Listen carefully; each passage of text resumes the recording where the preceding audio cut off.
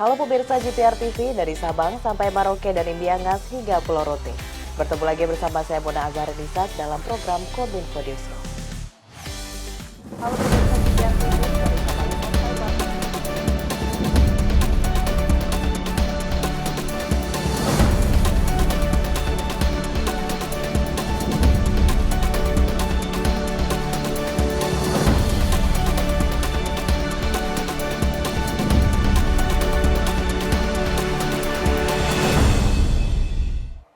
Pemirsa, kita ke informasi pertama. Kejahatan di dunia siber setiap tahunnya semakin meningkat dan perkembangan teknologi juga semakin cepat. Sekjen Kemenkominfo, Mira Tayyiba mengatakan, dengan Security Operation Center pusat data di lingkungan Kominfo dapat menjadi pusat keamanan jaringan organisasi.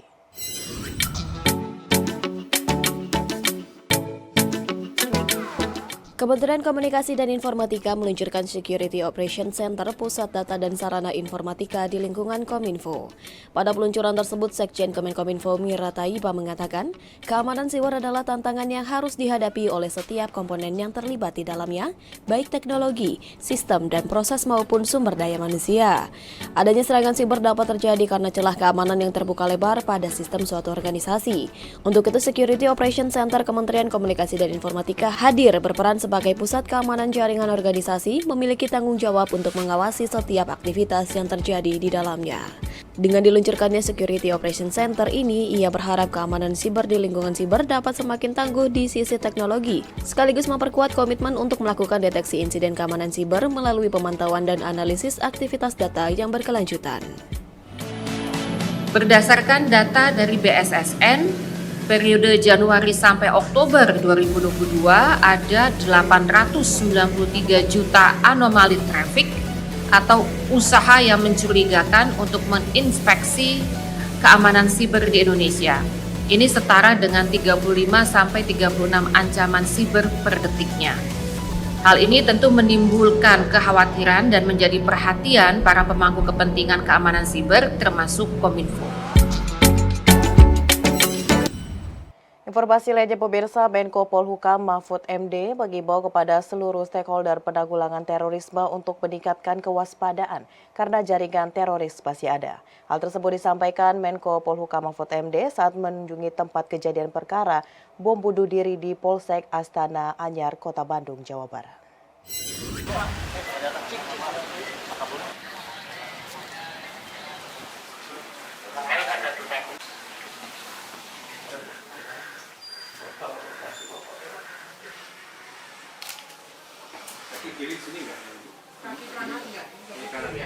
Yang meninggal sudah dikuburkan.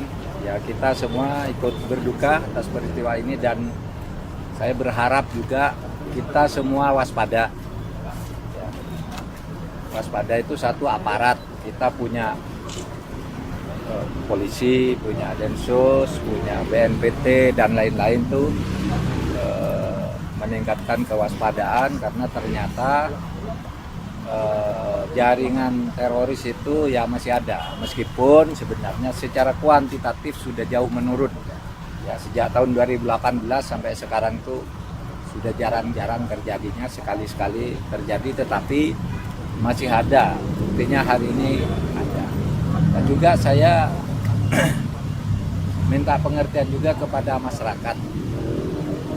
Kalau misalnya aparat penegak hukum itu bertindak tegas supaya dimaklumi, karena memang jaringan teroris masih ada.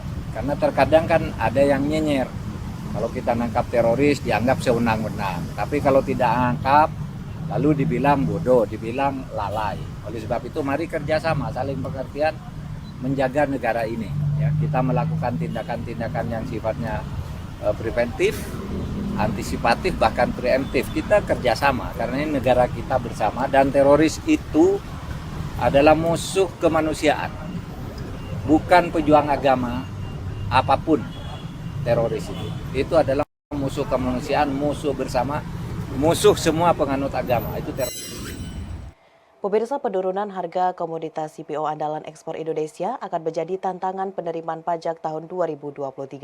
Staf ahli Menteri Keuangan bidang kepatuhan pajak Yon Arsal menilai penurunan tersebut karena kondisi ekonomi dan politik global yang tidak stabil.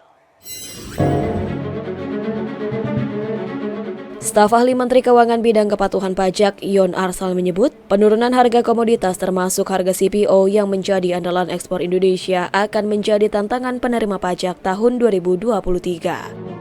Sebab pada tahun 2023, Direktorat Jenderal Pajak memperkirakan penerimaan pajak akan mencapai Rp1.718 triliun atau hanya tumbuh sekitar 5% secara tahunan.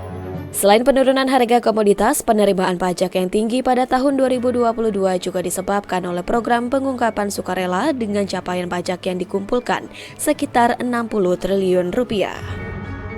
Kondisi ekonomi dan politik global yang tidak stabil seperti perang di Ukraina, tendensi konflik antara China dan Taiwan, serta inflasi yang tinggi di berbagai negara juga berisiko membuat penerimaan pajak Indonesia melemah pada tahun 2023. And at the same time, we see that the global economic moderation in any countries in the world, also with limited Indonesian capacity or in the local industry to export their product to any countries in the world. We are already seeing this kind of the phenomena in many products, especially on the textile and textile industry related one. So we are now seeing that many industries, especially in the textile and related industry, has been doing kind of layoff because of the slowing demand from many other countries, especially from the developed countries. Because in many other countries like Europe now is entering the very critical session with the high inflation, especially in energy and food. Rapat Dewan Komisioner Lembaga Penjamin Simpanan memutuskan untuk menaikkan tingkat bunga pinjaman 100 basis poin. Ketua Dewan Komisioner Lembaga Penjamin Simpanan, Purbaya Sadewa, mengklaim keputusan tersebut diambil dengan mencermati perkembangan terkini. Lembaga Penjamin Simpanan menaikkan tingkat bunga pinjaman simpanan valuta asing sebanyak 100 basis poin di bank umum menjadi 1,75%. Sementara untuk simpanan dalam rupiah dipertahankan, yaitu di bank umum sebesar 3,75% dan di bank perkreditan rakyat sebesar 6,25%. Ketua Dewan Komisioner Lembaga Penjamin Simpanan Purbaya Sadewa menjelaskan, keputusan tersebut diambil dengan mencermati perkembangan terkini dari kondisi perekonomian, perbankan, likuiditas, pasar keuangan, dan stabilitas sistem keuangan. Dalam rangka melindungi dana nasabah dan upaya menjaga kepercayaan nasabah deposan, LPS mengimbau perbankan untuk tetap memperhatikan ketentuan tingkat bunga penjamin simpanan yang dimaksud dalam rangka penghimpunan dana. Lebih lanjut, Purbaya juga menyampaikan agar bank harus transparan kepada nasabah penyimpan mengenai besaran tingkat bunga penjamin yang berlaku saat ini. Sinergi kebijakan lintas otoritas dalam upaya menarik likuiditas falas, terutama devisa hasil ekspor, dari luar negeri untuk memenuhi permintaan kredit falas, menambah likuiditas falas di pasar domestik. Maka, rapat Dewan Komisioner Lembaga Penjamin Simpanan telah menetapkan untuk menaikkan tingkat bunga penjaminan simpanan valuta asing di bank umum sebesar 100 basis point. Sedangkan untuk simpanan dalam rupiah di bank umum dan BPR dipertahankan tetap dengan rincian masing-masing sebagai berikut. Untuk bank umum, rupiahnya TBP-nya 3,75%, falasnya menjadi 1,75%. Untuk BPR, rupiah 6,25%. Selanjutnya, tingkat bunga penjaminan tersebut akan berlaku untuk periode 9 Desember 2022 sampai dengan 31 Januari 2023. Pemirsa, setelah jeda pariwara, kami akan kembali dengan berbagai informasi lainnya. Tetaplah bersama Kominfo Newsroom.